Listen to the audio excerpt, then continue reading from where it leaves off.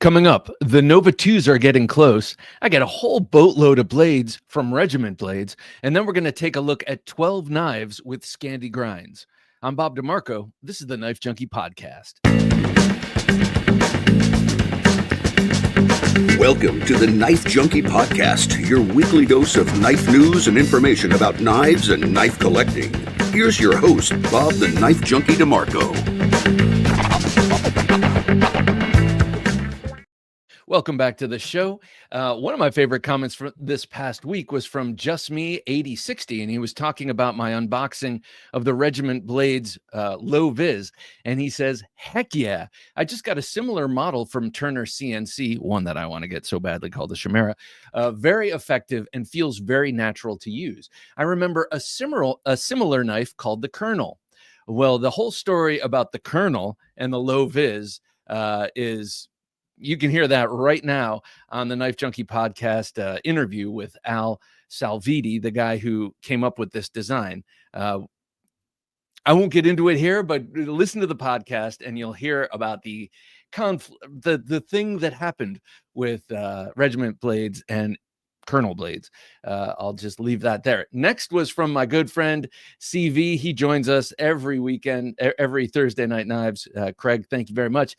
Fishbag61, he says, hey, Bob, the holiday time spent with family in lieu of Thursday Night Knives makes the midweek show even sweeter and more appreciated. Happy Thanksgiving to you and yours, along with Jim and his. Thank you so much. I really appreciate that, Fishbag. Well, you know, nothing trumps family, but when you can, come back to a show that you like, that has all your friends there, like Thursday Night Knives or the midweek supplemental, maybe not all your friends, but it's, I get it. It's fun to come to, and it's like a warm blanket in the wintertime. So I appreciate that. I hope everyone had an amazing Thanksgiving. I had a good one, and man, I got stuffed beyond belief. It was uncomfortable. I cannot eat like I used to be able to eat. That's what happens when you get older, young men. So just keep that in mind and take advantage while you can. All right, that said, let us get to a pocket check. What's in his pocket? Let's find out. Here's the Knife Junkie with his pocket check of knives. One of my favorite knives of 2024 here in my pocket today is the EC dagger by Les George and Alan Elishowitz. I came right out of the gate with the wrong notes for Jim on this one, but this is what I was carrying in my front right pocket. It's a beautiful dagger-like blade. It's not a dagger, of course, because it has that uneven bayonet grind, and it doesn't have a sharpened top edge.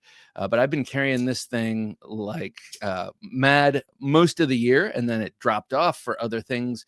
But I had it back in my pocket today and loving it. One of the reasons it dropped off the radar for a while was this thumb that I keep talking about all the time, for which feeling is coming back slowly, or in which feeling is coming back slowly. And that thumb plate was just uncomfortable. But I've been carrying a lot of Emerson's recently, and not just waving them out, but also using the thumb plate. So I was like, I'm back, baby. I can open things with my thumb again. And though I might not be as facile, smooth and cool as I was before with it, I'll get back there. You know what I mean? It's just a slog. But I love this knife. So beautiful, and based after the EC dagger that was coveted during Vietnam, and now made by K-Bar Knives. I have one that Doug Bull sent me as a gift. Thank you so much, Doug. I love that thing so much. Next up, I've had this in my pocket all kind of week, hoping that beer would be presented to me. This is my my Crown Lifter, number 15 by Great Eastern Cutlery. It's in the 15 pattern, except it's got a easy open notch. That's not mine. That came from the factory. And instead of its usual clip point blade, you've got a gorgeous sheep's foot blade with a swedge here. You can see it says Crown Lifter kind of ghosted in there. That was taken off when I had a nice patina on this blade, and then I went on a tear and removed all the patinas from my Great Eastern Cutlery, except for, with a few exceptions. And but you can still see it in there. But the star of the show here on this linen micarta covered knife is that beautiful cap lifter and screwdriver. Used only once, sad to say. I got offered beer, but it was in cans, or holidays. I kind of went for the punch, whatever the punch was.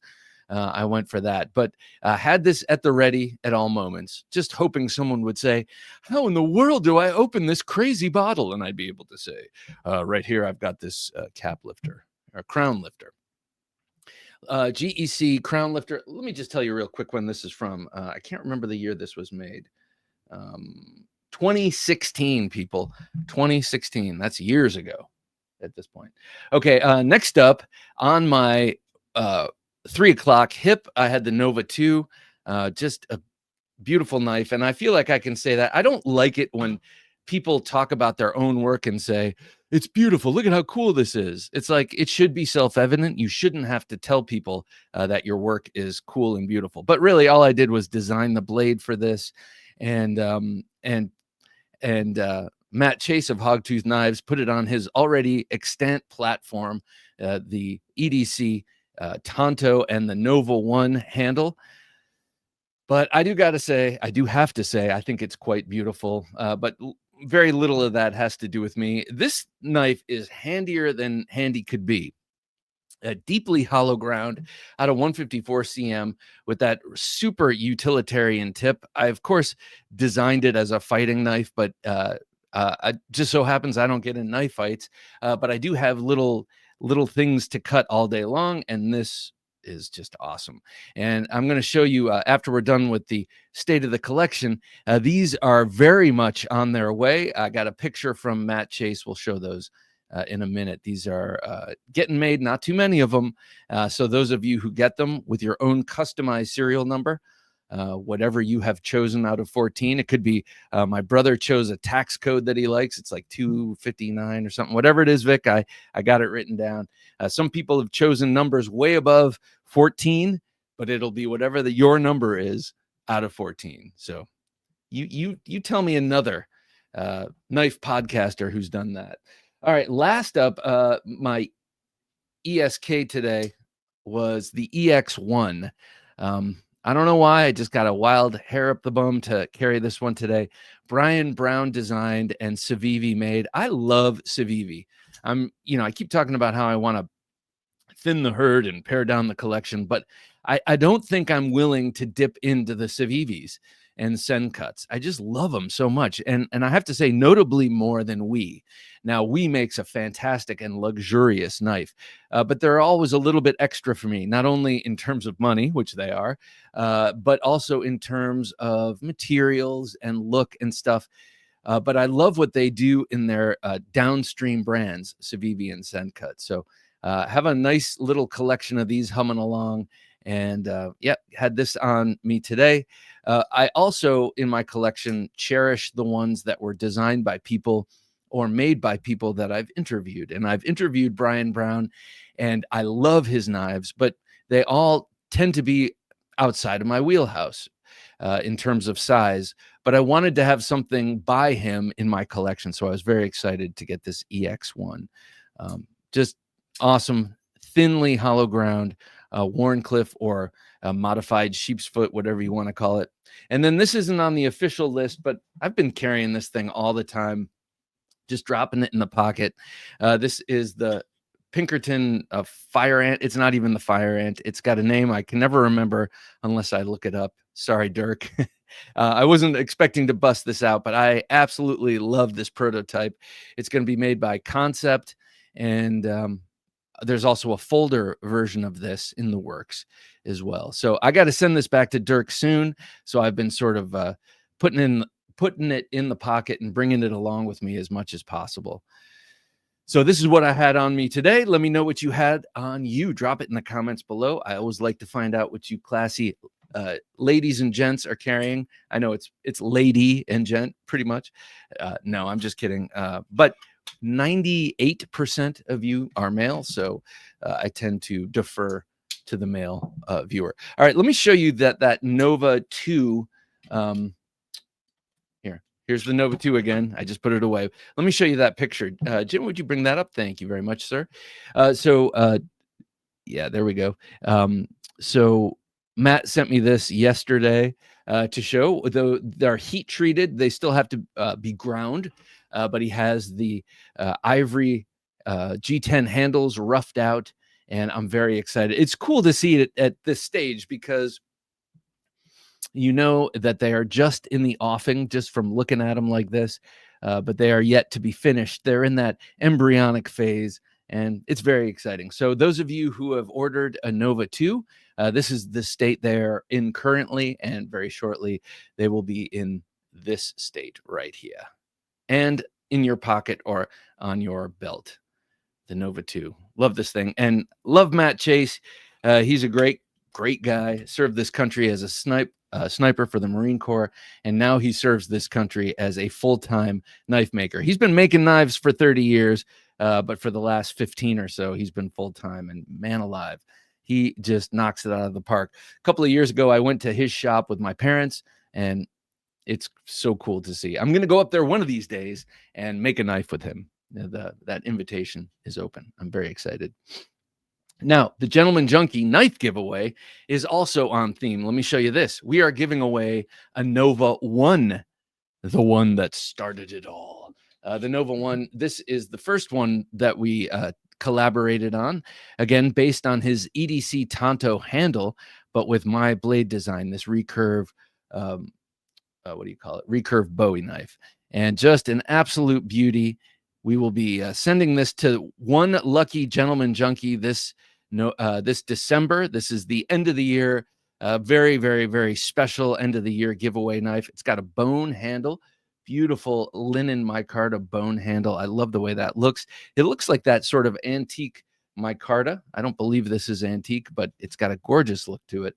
And I cannot wait to get this into the hands of one of you Gentleman Junkies, because you guys, you patrons, really do keep things running here, and we really appreciate it. So as an end of year, look at that nice run of jimping, double jimping, people. So as an end of year special gift to the Gentleman Junkies, we have commissioned this knife, and it will be going to one of you. And I can't wait to send it to you. I wish I could send one to every single one of you, but lo and behold, it is a exclusive item. All right.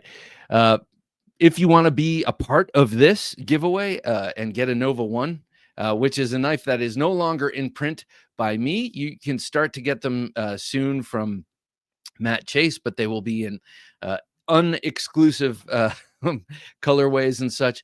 Do so by becoming a patron. Scan that QR code at the tip of this NoVA-1 knife there and become a patron. You can go to TheKnifeJunkie.com/Patreon or scan that QR code. Check out what we have to offer. There are 3 tiers of support, but the Gentleman Junkie tier is the one that is in the running for this knife. Again, I want to repeat that address. It's TheKnifeJunkie.com/Patreon. TheKnifeJunkie.com/Patreon. Adventure Delivered, your monthly subscription for hand-picked outdoor, survival, EDC, and other cool gear from our expert team of outdoor professionals. TheKnifeJunkie.com/BattleBox. You're listening to the Knife Junkie podcast, and now here's the Knife Junkie with the Knife Life News. I'm very excited about this next one, or this first one in Knife Life News, because I've been on an outdoorsy tear. Now, I'm not an outdoorsman. I like to be outside a lot, and the weather's getting colder. I like to be outside in the winter and fall even more than other times of year. I've been building fires and doing all sorts of, outdoorsy practice stuff where the stakes are low in my backyard. I'm not going to die, or in the park down the street. I can always crawl home if need be. But this one from Civivi, the timber bark, is a part of their new thrust into fixed blades. They've been releasing fixed blades at a much quicker pace now, and I'm very excited about this. And this one, the timber bark, which I know is coming to me because they offered one to me, and I said, please, yes, send it. I'm excited about it. Okay, so this is the next in the growing line of fixed blades, a small 3.2-inch flat ground drop point.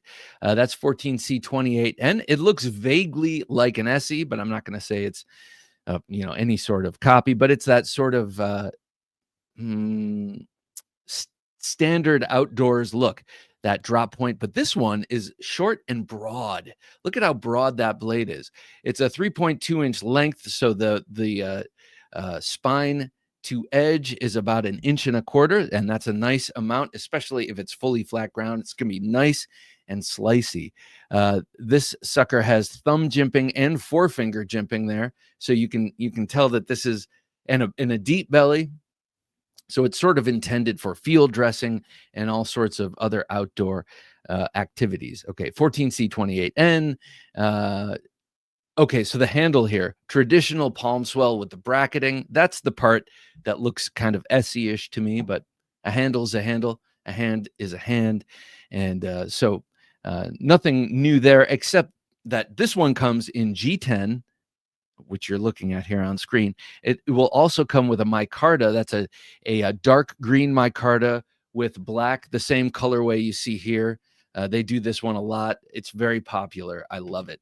But the one that I hope I get is the one that's on screen right now with the Gilberto wood and the stonewash finish. So beautiful fixed blade knife, small outdoor fixed blade knife, under 3.5 ounces for all models. And it comes with a Kydex sheath with that sort of a tech lockish attachment, belt attachment. That's coming out this month in December. Excited about that. All right, next one is also from the same family. This one is the Wee Nightblade. The Nightblade. This one is a collaboration with DBK Bushcraft. That's the Dutch Bushcraft knife channel on YouTube. Those guys are awesome.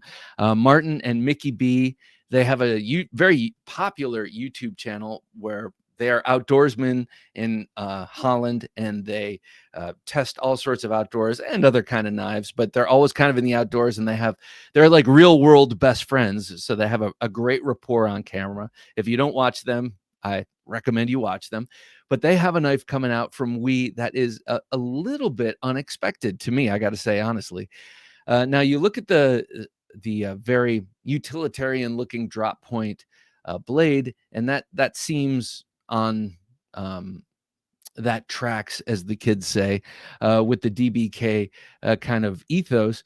But the fact that it's on a titanium handle with a crossbar lock threw me off for a second, but the nail nick in the blade brought me back. So if you look at this, it does not have a flipper tab. It does not have thumb studs, nor does it have a front flipper. It does have that nail nick and the axis lock. So it's sort of half traditional, half very modern, or maybe 1/4 traditional and 3/4 modern, because look at those flame anodized handles there.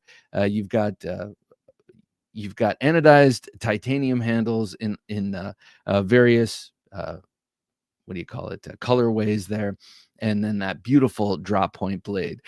So this is 20 CV. Those blades are 2.98 inches, so essentially 3 inches. The handle very neutral, which is appreciated for a bushcraft knife. You might have to change your grips in all sorts of ways. That chest pull thing, or the feather sticking thing, or maybe you're even field dressing a marten or a squirrel with that. So that handle being neutral but chamfered is appreciated. Deep carry pocket clip. This is also a December 2024 release. So if you're a fan of Martin and Mickey B, go check this out. It's the Wee Nightblade.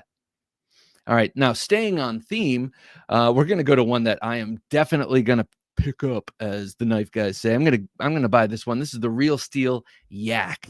That's like a big furry cow, basically. The Yak is a rugged outdoor folder from them, from Real Steel, and it's very exciting because it's kind of a big one too. 3.7 inches of 14C28N, which, by the by, was a steel that was popularized by this kind of knife. It is a Swedish steel and used a lot on bushcraft knives. So 14C28N, oversized thumb studs, as you can see there. And it comes in 2 different variations. and 2 different grinds. The one you see on screen right now is the micarta handled version. That's a tan canvas micarta with a blackened blade. But the bevel is full-on Scandi Ground, which is the theme of the show today. So Scandi Ground blade here, that means it's 0 ground. The bevel, the edge bevel is the edge. So when the bevel starts off of the flat, it terminates in a perfect triangular edge. And but it comes in 2 models, as you heard me say, and the one that is now up on screen has G10 handles and a sort of standard saber grind that is a vaguely halfway up the blade flat ground model here. So that's maybe your more EDC version. And the other one, the one that I'm going to get with the Scandi Grind and the micarta, that's more of the outdoors version. So a reversible wire pocket clip, which I'm not a big fan of the wire clips, but whatever. I'll live with it on this one. 5.9 ounces and coming soon. Coming soon. So we don't know what that is. You can tell from here, it's a backlock as well. I forgot to mention that. Backlock knife. Beautiful, handsome. I love that sort of upswept drop point. I'm very much looking forward to getting that one. All right, lastly, as I take a sip of coffee, is from Knife Rights. This is an exciting one. Knife Rights has, Representative Congressman Andy Biggs and Senator Mike Lee. We've heard a lot about Mike Lee in the news over the past few years. They have reintroduced Knife Rights' Knife Owners Protection Act. This was originally introduced in 2023, and it's the first proactive pro-knife federal knife legislation in United States history, which is nuts. Reintroduced in November 2024, and I'll give you here's my breakdown of it. It's basically national knife preemption. So we talk a lot on this show about knife preemption bills that come up in various states, and what those basically mean is that if your county has different knife laws than your neighboring counties, you're not going to be busted if you cross county lines with a prohibited knife. So this act aims to sort of preempt all knife laws. So if I'm driving from Virginia to California, and I'm driving through all these different jurisdictions with the same pocket knife, it's not going to get me busted. If I drive into Wisconsin, for instance, I don't know what their knife laws are, and it's prohibited there, I won't be in trouble. Let me just read you briefly from Doug Ritter. So Knife Rights Chairman Doug Ritter, been on the show many times. We have to have him back on shortly. He says, those who travel this country with knives for work, recreation, and self-defense are presently subject to arrest and prosecution under a confusing patchwork of inconsistent state and local laws. What is perfectly legal in one place may be a serious crime in another, resulting in forfeiture of the knife and carrying significant penalties, including jail time. Enforcement is not uniform, even within jurisdictions, and is all too often subject to the vagaries of political expediency. It's a mouthful, but basically what he's saying is exactly what I just said. So this bill brought up by, again, Congressman Andy Biggs and Senator Mike Lee aims to knock that out off the national menu, and I very much look forward to that.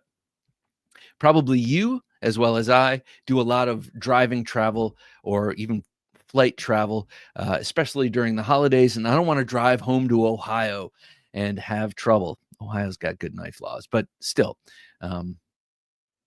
Maryland doesn't, and I have to drive through that. So let's keep our eyes open for the Knife Rights Knife Owners Protection Act, which is reintroduced this year, 11 years later from its first. And I have a feeling the incoming administration might be a bit more amenable to this. So good luck to all of us.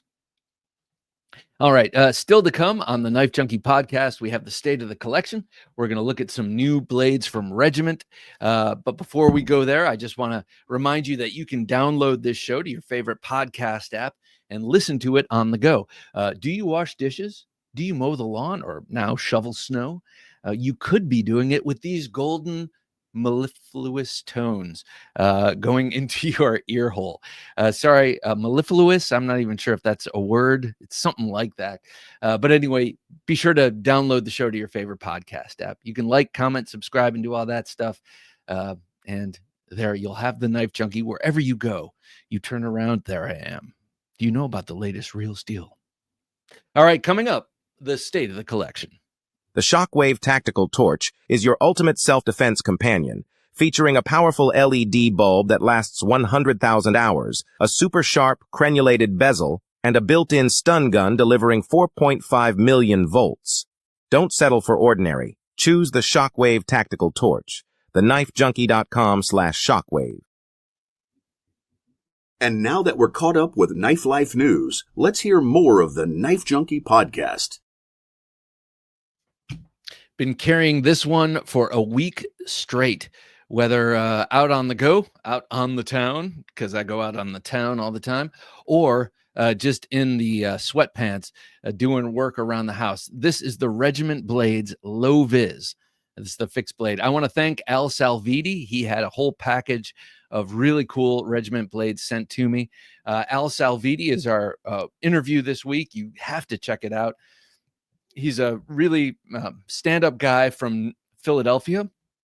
I spent a very formative 4.5 years in Philadelphia and learned all about that city. And he lives there and has been for 51 years training in martial arts, especially the bladed martial arts. But he started off in Taekwondo, and then he was a pro boxer, and he was a bouncer for years, and then got into Pikiti Tersha Kali and Sayak Kali, and went deep down the knife rabbit hole. And then for the last 20 years or so has been training all sorts of alphabet agency guys and tier 1 guys in quick knife fighting. And it's very interesting because in that interview, you'll learn that he talks about these tier 1 guys and how badass they are, but how when it comes to knives, before they kind of get a little bit of training, and very easy training, they'll drop the blade and start punching or shooting. So this is a knife that was designed for intuitive use. If you can punch, you can use the Regiment Blades Low-Viz. Now, in the comment up front, someone said that reminds me a lot of the Colonel. The Colonel was the Regiment Blades Low-Viz ripped off from Al Salviti by one of his former partners who took him for a ride and used the vagaries of patent law to steal his design. I'll say it, steal his design. And then other people that we know famously from the internet on the pew pew side of things and the be prepared and I'm so Christian side of things were a part of stealing this design from him. I'll let him get into it, but he sent me this whole group of knives. Here's his auto lock version of it, a folder. This is how he opens it. I hope I don't just, yeah. You can use it as a flipper, but it is a double locked knife. He had these made originally by Fox Knives, and he's an Italian man, so he's not besmirching the eye ties, but he was saying, yeah, Fox Knives makes a lot of really good looking knives. Let me leave it there. But the version they made for him closed on him and nearly cut off his finger with this opening hole there.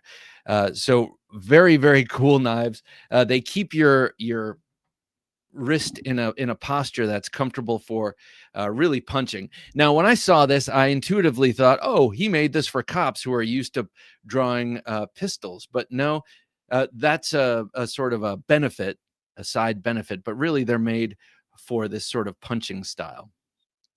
I'm going to show you a couple other things he sent me. This is the NPE version, non-permissive environment version. So G10 blade, G10 handle scales. Wait, but those bolts, Bob? Yeah, those bolts are plastic too. Screws and bolts, all plastic, super light. The same exact carry profile as this, just a lot lighter. The sheath has, I've reined in the necklace there, but the sheath has no grommets, no metal. It's just folded over, fits perfectly and stoutly in there. Here's a training version that he sent me. And I said, why is it so short? And he said, well, if you make contact, you know you've buried that knife in your target, A. And if you make contact while you're slashing, which this is not intended for necessarily, you know that you've cut them very deeply. So I thought, oh, that makes sense. And then lastly, this cool thing, it's a tactical pen based on the SOC P.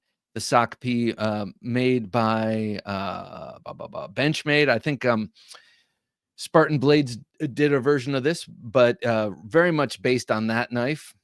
So you can draw it with the finger ring, use it percussively and stab with it, or jab with it, if you will. But this comes with a glass breaker side. So that's just a very acute hardened steel point. You can break glass with it or do anything else with a soft target. But you want to write, you unscrew it, you rescrew it, and boom, you're writing with a Fisher Space Pen refill. And it's just a great option for self-defense carry. This has been photographed on airplanes and such. People, it's just a pen basically with a ring. So you can carry this where you want to go, and you'll always have some sort of protection on you. So Regiment Blades, do check out the interview that's up this week. It is really cool. Al Salviti, what an awesome guy.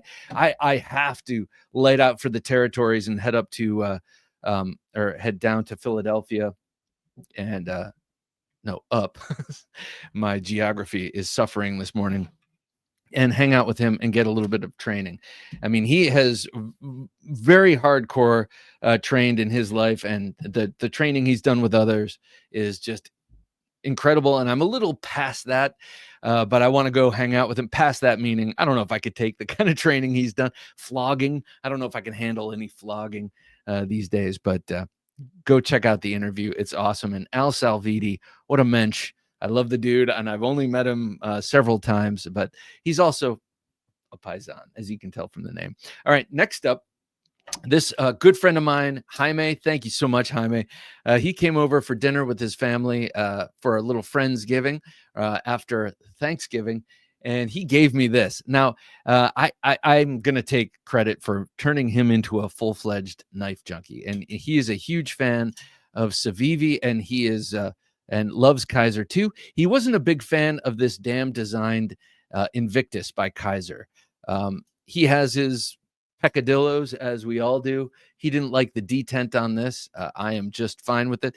He gave it to me, and I accept, sir. Your terms are acceptable, and I love it. And it's hard for me to give away knives that have been given to me. He did say you could give it away on your channel. We'll see. We'll see. I have a lot of knives to give away. This one will go far down the list, but I want to show you real quick. His son was using this to cut something on the driveway. So it's got, the edge is still not too bad. It's almost serrated up here, but he was just relating the story and gritting his teeth. You know, how he found his son using his knife, cutting something. I don't know what it was, but just grinding it into the driveway.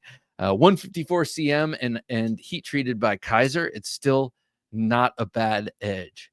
So very happy to have this in my collection. Thank you very much, Jaime. I appreciate it. Look how deep that deep carry pocket. Is that too deep? Are we going too deep now, people? That's what my daughter says. Too deep, Dad.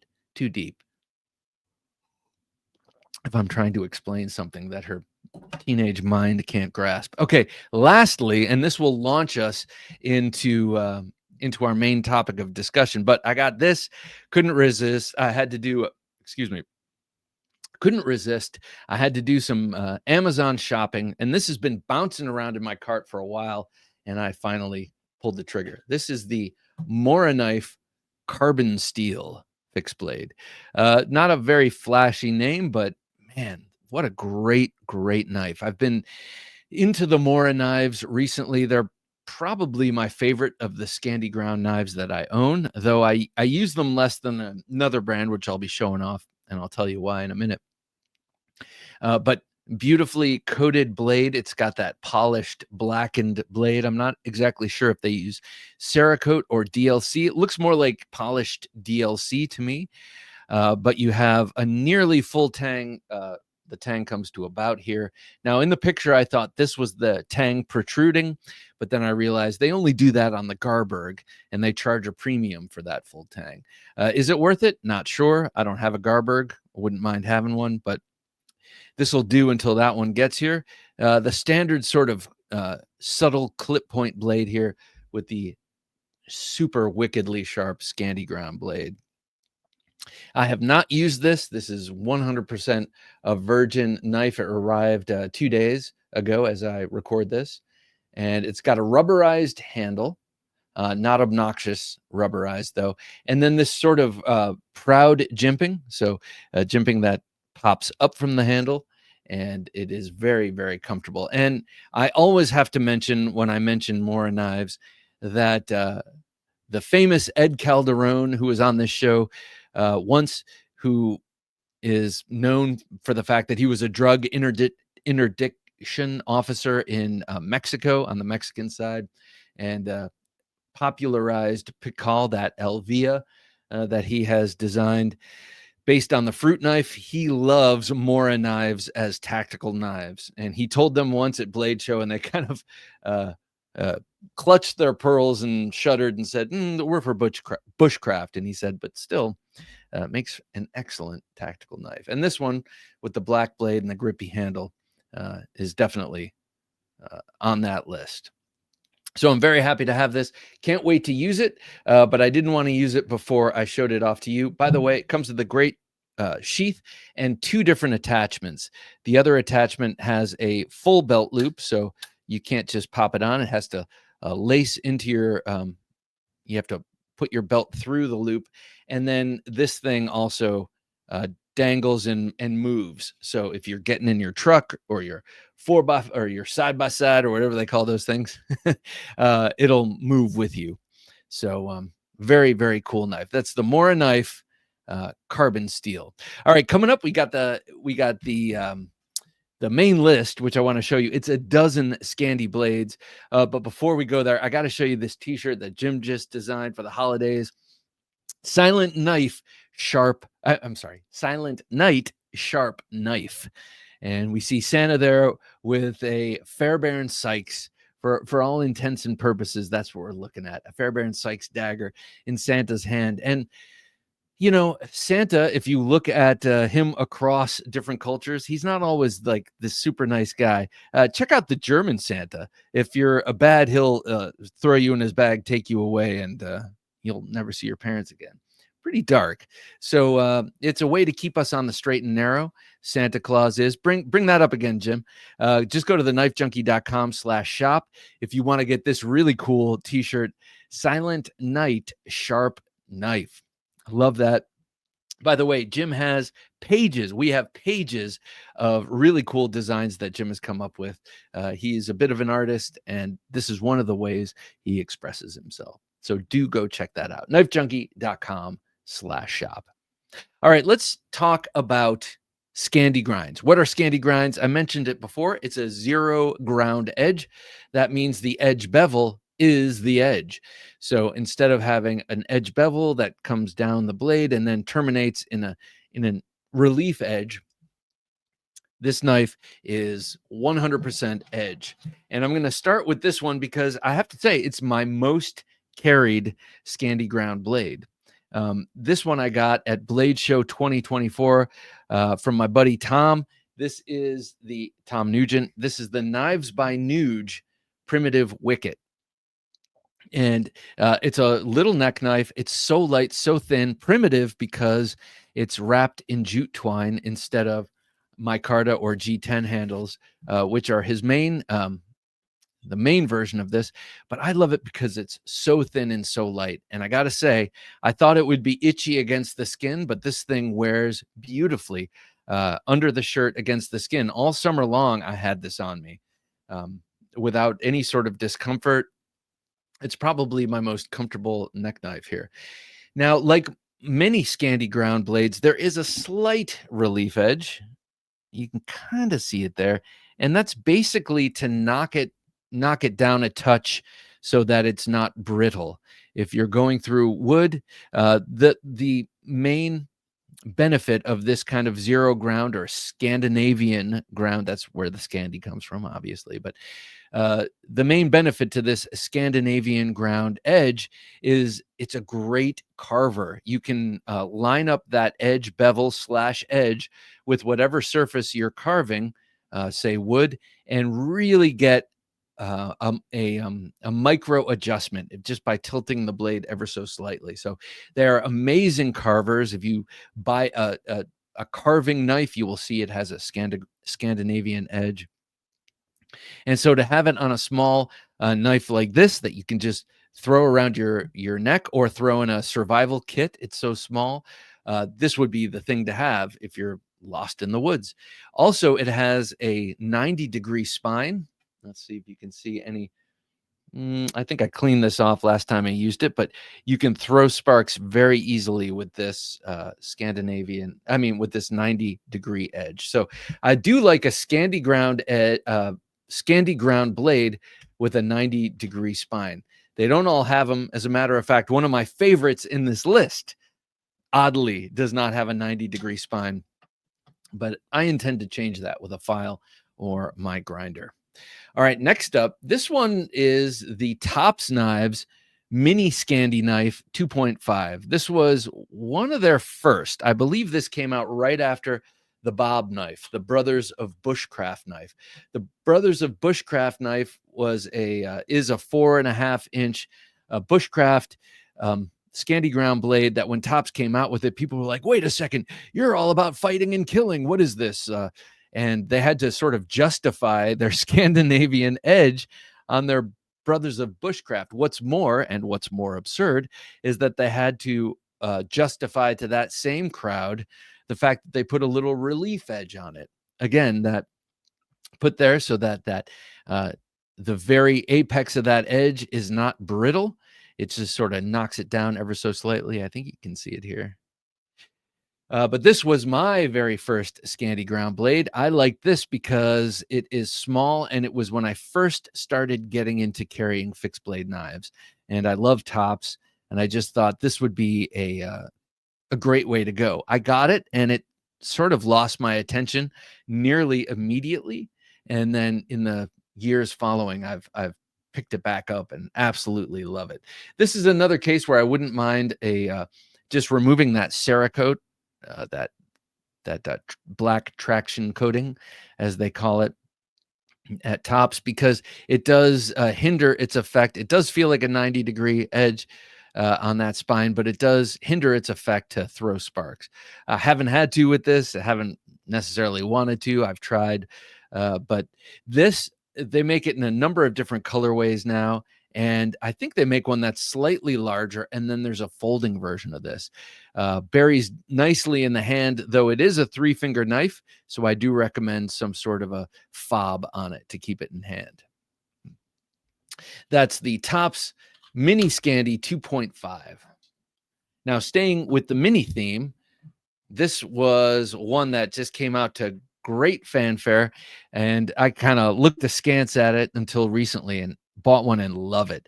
This is the Morakniv or Morakniv Eldris.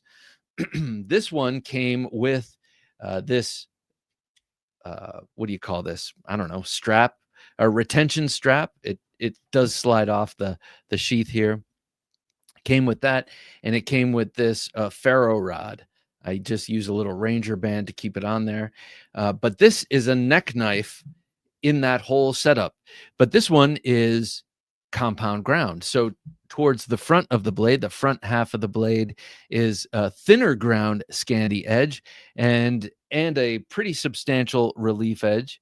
And then when you come back to this back portion, it's 100% Scandi zero ground edge here with the same, that same angle follows all the way up to this thinner grind. A very interesting grind. I have to be 100% honest. Haven't really found the benefit of that, what do you call it? Compound grind, because if I am carving with it and say using that front portion, I'm still just using the edge there. I'm not really marking the difference in bevel here. So whether I'm up here carving or up here carving for precision work, as they like to say, I don't really notice the difference of this back bevel. But maybe I'm just not as much of a woodsman as I would like to be at some point. So maybe when I do, I will get that. But in the meantime, really like the way this thing feels. It is a full 4-finger grip. It's nice and bulbous and throws a wicked spark here off of that 90-degree edge. I put a little fob on it, and it just makes it retain a little bit better in hand. This is a very popular knife amongst outdoors men and women, or outdoors people, and they like it for the lightness and the compactness, but also the full fist grip of it. I have it set up for neck knife carry. All right, this next one I got for my survival bag, my go bag, and have never used it. So maybe I should after this, but it just kind of lives in that bug out bag. And that is the discontinued, I believe it's discontinued, Cold Steel Survival Edge. And it is a kind of Mora meets Cold Steel. So it's bigger. It's got a more tactical guard on it. But it's got a fully Scandinavian ground blade. This is 4116 Krupp steel. One of these sort of more discounty, high value steels that Cold Steel uses. I can see, actually, I have tried to throw sparks off of this. It is okay. But I can just tell from rubbing my finger on it, it's not as sharp as it could be. But interesting thing here, it has a hollow handle. So these are rubber O-rings here to keep grip, and you can take those off and use them for other survival sort of things. But it's got a hollow handle, and I have some paracord in there, and then under that I have some dryer lint. Dryer lint makes a great fire starter. The tang, though, as you might surmise, comes to about here, and then it's bolted in. So probably not as strong as other Cold Steel knives, to say the least, but it comes with a nice ferro rod, and it will throw sparks, as you can see. So this thing will definitely do in a pinch, and that's how I have it. I have it for that sort of pinch type experience where I need my bug out bag, and I need, there are other knives in there, but this one has different capabilities. This notch in the back allows you to say drive a nail into the wall and then lock it over that nail. I do like that kind of sort of versatility in use. I also like the fact that it comes with its own ferro rod. Here, I'll do that in a minute. All right, next is from the Ukrainian company BPS Knives. It's a father and son team. They sent me my first BPS knife, which is downstream from here, but I got this one recently. If you watch the show, you remember I got this. I've been using it a lot just around the family fire pit, which I find myself spending a lot of time these days. Find any excuse to burn anything. I just took down the girls' old swing set, big old swing set that was just not doing it anymore and almost dangerous to get on. So I took it down, sawed it up into a billion pieces, and burned it. This helped start the fire and did you can do some small splitting with this, but it has that Scandi ground edge. This is the BPS Knives Fin Light. Really like this knife. The one problem with the BPS knives I have found, they use this 1066 carbon steel, and I have already and not used this too much, but I've already chipped it a little bit. I have a small chip in my other BPS knife, so I'm not sure if they're just it's a brittle steel or if the heat treat is what it is, but it's probably from batoning with it. And maybe that's not what you're supposed to be doing with your knife. This is a carving knife based on the Puko, and it has a 90-degree spine. It's great for throwing sparks and all that, but you can see all of the sap on it. I've done a lot of feather stick making with fat wood on this, and that always leaves a a little bit of residue. But I really, really like this knife. Super budget friendly. You can get a whole bunch of different BPS knives on Amazon and support that company. I think it's cool. I always like a family knife story. So father and son in Ukraine making really cool outdoors knives. BPS Fin Light. By the way, this comes with an untreated walnut handle. I just stained it this sort of maroon. I did a really slapdash job, as you can see, but that's all right. This is not one for the museum. This is one for usage. Also comes with a great leather sheath, as does the other one I have, and you can put any sort of ulti clip or whatever you want on there to keep it clipped in your pocket. All right, next up, this is a custom knife from 310 Forge, Mike Cahill, great guy. He's the guy who got me smoking pipes. He didn't get me, but I watched him smoking pipes. I'm like, ooh, that looks better than a cigar. I think I'm going to do that. We all have to manage our vices. So this is the mini scalper from 310 Forge. I'm definitely in this coming year going to commission a Bowie from him. He makes incredible Bowies, and mostly he forges, but these knives I think are stock removal. This mini scalper is so handy. This is the only sort of leather sheath knife that I EDC. It's very discreet on the belt, and it's just an easy carrying knife. But what is it? It's a 1/16 of an inch thick, high carbon 1095 blade steel, and it's so thin that it just has that Scandi edge there. You will find on a blade this thin, it's very difficult to do a full flat grind or a saber grind, and you'll also find that it's so thin that it's unusable. So a Scandi grind is what really makes sense on this knife. Nice cherry wood handle here. This is about a 3.5 finger knife, but the way the palm swells out, it really melts in the hand and is very secure.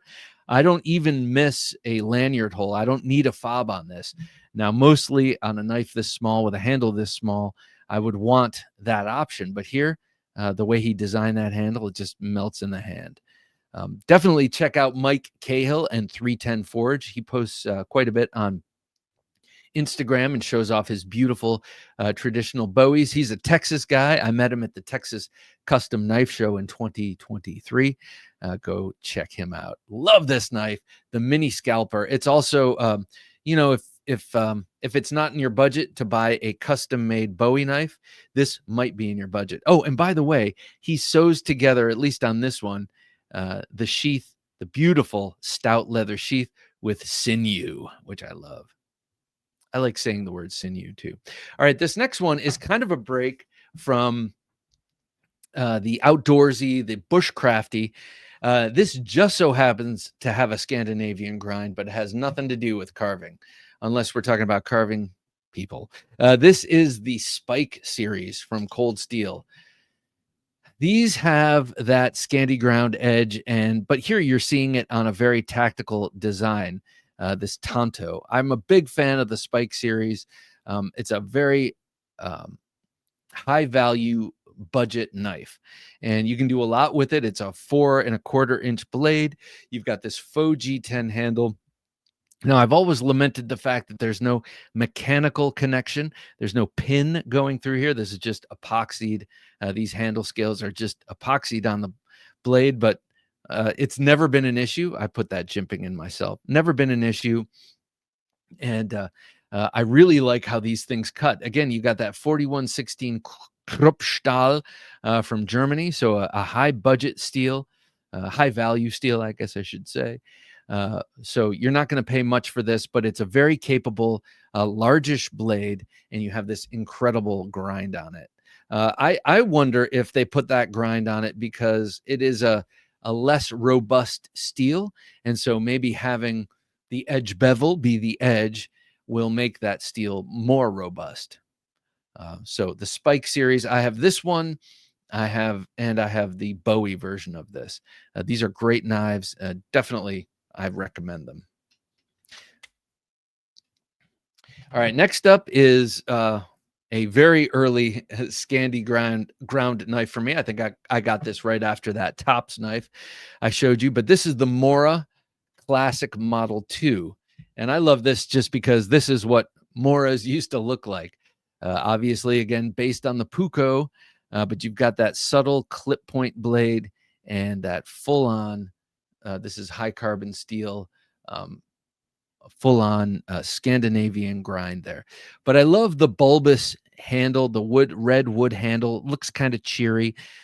This comes with a version like this without a guard, with a single guard like you see here, or a double guard with the guard popping up here. But seems to me you want a guard on the knife, especially considering that the taper towards the ricasso on this one will almost push you towards that blade in certain situations. So best to have a little guard on there. But to have the top guard is a little too much. Oftentimes you like to have your thumb right there where the blade meets the handle, or maybe all the way up on the blade for power cutting and such. Ow, damn. I've sharpened this one recently. This one does not have a 90-degree spine, so I'm not sure if that's such a traditional addition to this kind of knife.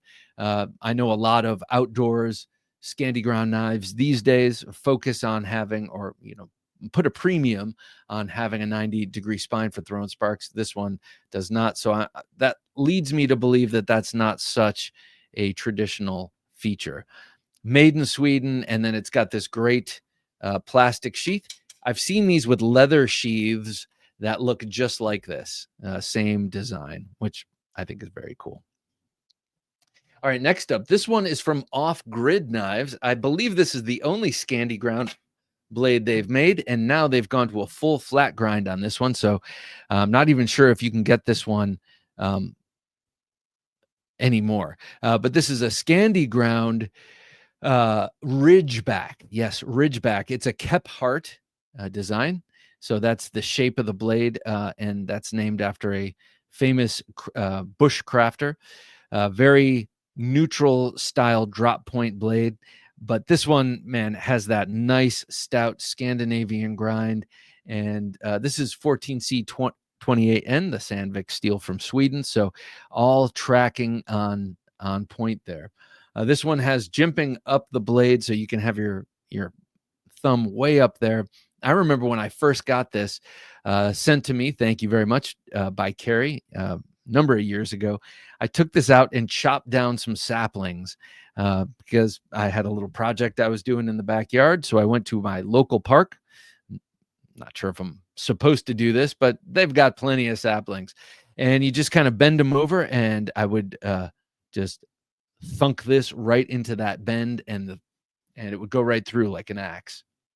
So a really great grind on this one, and very excited and very happy, I should say, now that I'm really into Scandinavian grinds, to have this one, because it is very stout and sturdy. It's the biggest, heaviest Scandi ground blade I have, but it's also balanced like a fighting knife. So right here at the first front finger choil, it's perfectly balanced. So it's the kind of knife I'm used to holding, even though it's not the kind of knife I'm used to using.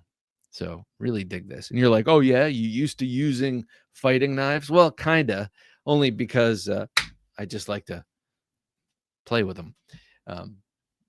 Nice and stout Kydex sheath with the drop Velcro / snap attachment. All right, the only folder in this collection here is the Cold Steel Finwolf. It took me forever to get this damn knife. I got one for my brother years ago because he takes a yearly expedition with his son, and I thought he would love this. And he always talked about how it's his go-to knife when he's out in the mountains with his son. And so I finally got one for myself. The Finwolf, that is a very traditional Finnish sort of handle shape there. And then you've got that zero ground edge. So nice. This one has AUS 8 blade steel, AUS 8A blade steel. And if you know anything about Cold Steel, they do an amazing job with AUS 8. probably the best out there in terms of heat treat. Definitely in my experience. And then also it's got the triad lock. So for a hard use, carving and outdoors knife, you definitely want that back lock to be a triad lock. What is a triad lock? What makes it so great, you say? Well, it's that right there. It's the stop pin between the blade and the locking leaf spring. So any sort of force coming against the blade goes into the stop pin and is distributed through the frame of the handle instead of going back into the lock and compromising the lock. So this knife is now my EDC in terms of my bag. I carry a haversack as my EDC bag these days. Yeah, I'm kind of nerdy. So I was like, oh, I like bushcraft stuff, and I like hobos. I'm reading a lot about hobos from the turn of the century, 20th century, and into the 20s and 30s and 40s, and they carried haversacks. So that's what I carry now. And this is the knife that I carry in there. This and the SOG Seal Pup. All right, penultimate in this list is the one I've been using the most lately because it's kind of in and amongst all of my wood stuff for my fire pit and in my experimentation with starting fires and stuff like that. And it's another BPS knife from Ukraine. This is the one that introduced the brand to me. They sent this to me. So I very much appreciate that. But this is called the HK5. And I'm showing it in the sheath for so long because the sheath is so awesome. If this knife kicked the bucket, I would keep the sheath and find another knife to put in it because it's so sumptuous and thick. That leather is nice and thick. I love the white stitching and the brass rivet. It's just so strong and sturdy. You've got a belt loop and then a dangler loop also on a D-ring here, so you can carry it either way.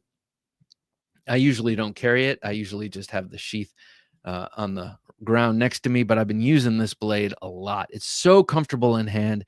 Again, it came with untreated walnut that I stained that maroon, my favorite color, and it melts in the hand. Usually I don't like full four-finger groove knives, but this one just fits perfectly in my hand.